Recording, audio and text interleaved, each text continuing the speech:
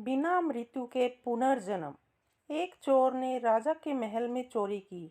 सिपाहियों को पता चला तो उन्होंने उसके पदचिन्हों का पीछा किया। पीछा करते करते वे नगर से बाहर आ गए। पास में एक गांव था। उन्होंने चोर के पदचिन्ह गांव की ओर जाते देखे। गांव में जाकर उन्होंने देखा कि एक संत सत्संग कर रहे हैं और बहुत से लोग बैठकर सुन रहे हैं। चोर के पदचिन्ह भी उसी ओर जा रहे थे। सिपाहियों को संदेह हुआ कि चोर भी सत्संग में लोगों के बीच बैठा होगा। वे वहीं खड़े रहकर उसका इंतजार करने लगे। सत्संग में संत कह रहे थे, जो मनुष्य सच्चे हृदय से भगवान की शरण चला जाता है, भगवान उसके संपूर्ण पापों को माफ कर देते हैं। गीता में भगवान ने कहा है, संपूर्ण कर्तव्य कर्मों को त्याग कर तू केवल एक मुझ सर्वशक्तिमान सर्वधार परमेश्वर की ही शरण में आ जा। मैं तुझे संपूर्ण पापों से मुक्त कर दूंगा, तू शोक मत कर।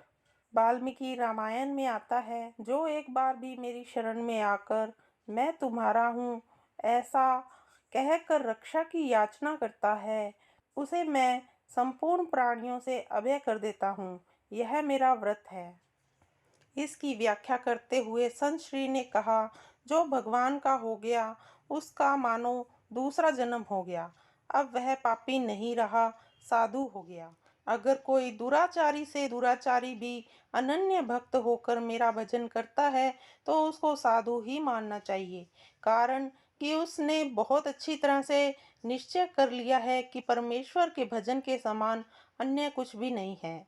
चोर वहीं बैठा सब सुन रहा था। उस पर सत्संग की बातों का बहुत असर पड़ा।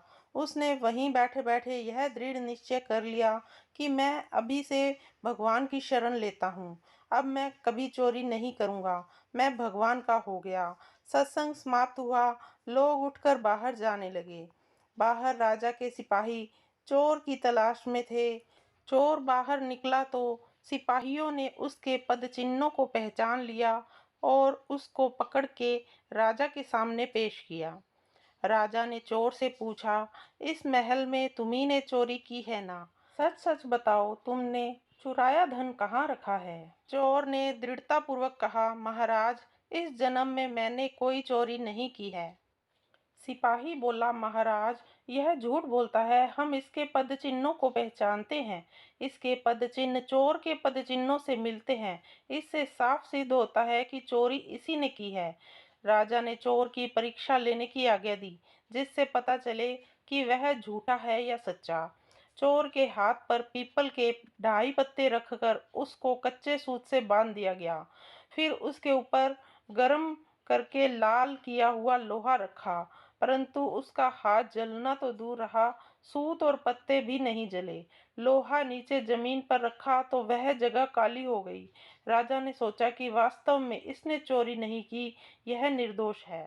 अब राजा सिपाहियों पर बहुत नाराज हुआ कि तुम लोगों ने एक निर्दोष पुरुष पर चोरी का आरोप लगाया है।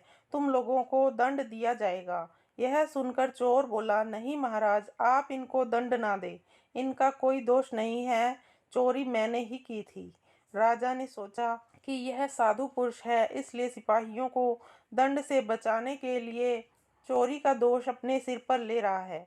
राजा बोला, तुम इन पर दया करके इनको बचाने के लिए ऐसा कह रहे हो, पर मैं इन्हें दंड अवश्य दूंगा। चोर बोला, महाराज, मैं झूठ नहीं बोल रहा हूँ, चोरी मैंने ही की थी। अगर आपको विश्वास न हो तो अपने आदमियों को मेरे पास भेजो। मैं चोरी का धन जंगल में जहाँ छिपा रखा है वहां से लाकर दिखा दूंगा। राजा ने अपने आदमियों को चोर के साथ भेजा। चोर उनको वहां ले गया जहां उसने धन छिपा रखा था और वहां से धन लाकर राजा के सामने रख दिया। यह देखकर राजा को बड़ा आश्चर्य हुआ। राजा बोला, अगर तुमने ही चोरी की थी तो परीक्षा करने पर तुम्हारा हाथ क्यों नहीं जला? तुम्हारा हाथ भी नहीं जला और तुमने चोरी का धन भी लाकर दे दिया। यह बात हमारी समझ में नहीं आ रही है। ठीक ठीक बताओ, बात क्या है? चोर बोला, महाराज, मैंने चोरी करने के बाद धन को जंगल में छिपा दिया और गांव में चला गया। वहां एक जगह सत्संग हो रहा था। मैं वहां जाकर लोगों के बीच बैठ गया।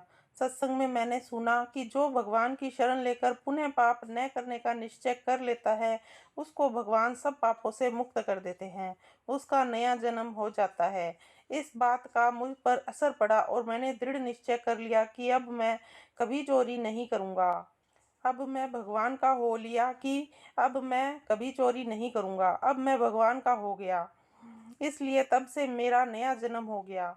इस जन्म में मैंने कोई चोरी नहीं की, इसलिए मेरा हाथ नहीं जला। आपके महल में मैंने जो चोरी की थी वह तो मेरे पिछले जन्म में की थी।